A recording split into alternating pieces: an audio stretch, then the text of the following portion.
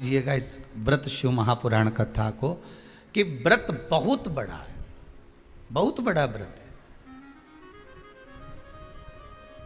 तो उसको छोटा करने का भी तो तरीका शास्त्रों में कहा गया है।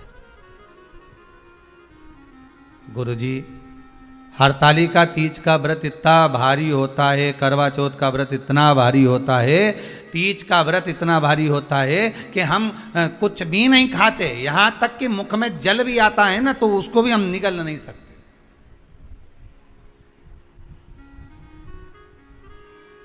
अब इतना भारी व्रत, और शास्त्र कहता है कि हरतालिका तीज का उद्यापन तो पहले होता ही नहीं, एकादशी का तो हो जाता है। और यहां तो हरतालिका तीज का, अब एकादशी का तो आप 26 एकादशी जब आपकी पूरी हो जाए, 3 वर्ष बाद अधिक मास आ जाए, 26 पूरी एकादशी का व्रत कर लो, तुम 11 पे करो, तुम्हारी मर्जी पड़े, 26 एकादशी पर जब व्रत करोगे तो ये आपके ऊपर है, 26 पर करो। पर हरतालिका तीज का जो व्रत है, इसका उद्यापन तो ना तो पहले होए और इसका उद्यापन ना 13 वर्ष के पहले होए। इसका उद्यापन तो जब तक कन्या हो, चाहे स्त्री हो, चाहे नारी हो, चाहे पुरुष हो, हरतालिका तीज का अगर उसको उद्यापन करना है तो 13 वर्ष तक तो आपको व्रत करना ही पड़ेगा, उसके बाद ही इसका उद्यापन होता है।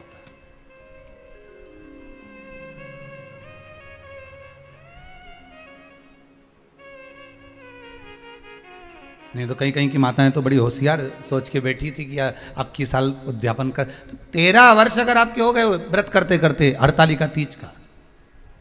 हरतालिका तीज जानते हो ना?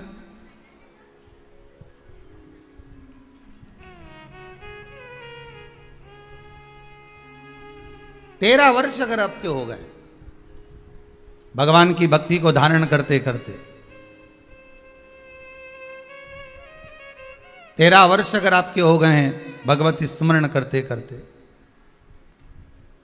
उसके बाद में आप बड़े प्रेम से, बड़े आनंद से आप व्रत का उद्यापन करो, कोई मना नहीं। पर यदि आप उद्यापन कर रहे हो और आपका मन है कि मुझे उद्यापन करना ही है, तो 13 वर्ष तक जिस भाव से आप भगवान का व्रत कर rहे हो, साधना कर रहे हो, स्मरण कर रहे हो, उसी भाव से आप उसको करें।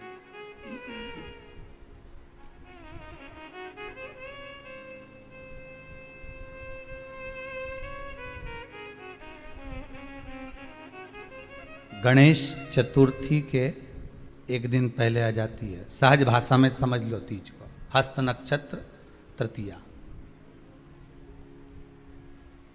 उसमें सबसे ज़्यादा जरूरी है हरतालिका तीज का पूजन अगर आप कर रहे हो, और हरतालिका तीज का अगर आप स्मरण कर रहे हो, तो उसमें सबसे ज़्यादा अगर कोई जरूरी है तो शंकर भगवान जहाँ विराजमान होते हैं उनके ऊपर उनकी 5 कन्याओं का होना जरूरी है। मतलब ऊपर फुलेरा बंधना जरूरी। फुलेरा का मतलब जानते हो?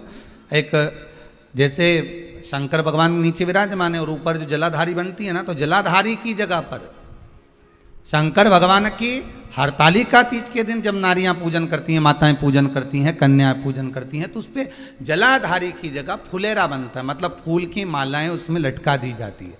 अब कितनी माला लटकाना चाहिए? प्रयास करना चाहिए कम से कम 5 माला उसमें होना जरूरी है, और 5 से ज़्यादा भी लटकाओगे चलेगा, पर 5 से कम नहीं होना चाहिए फुलेरा। 5 कौन कौन है ये? जया, विषहरा, सामरीवारी, दौतली, देव।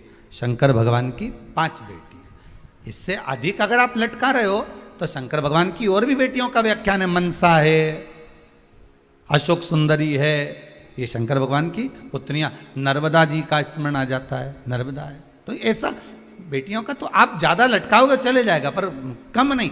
जैसे हरतालिका तीज का जो उद्यापन होता है, उद्यापन में सबसे मुख्य चीज क्या होती है कि जो भी आप वस्तु दान दे रहे हैं, जो भी आप वस्तु समर्पित कर रहे हैं, हरतालिका तीज के उद्यापन में जो भी सामग्री आप दे रहे हैं वो 5 होना चाहिए। जैसे फुलेरा का वर्णन किया कि फुलेरा 5 माला से ज्यादा होगा चलेगा, पर 5 से कम नहीं, अधिकता में।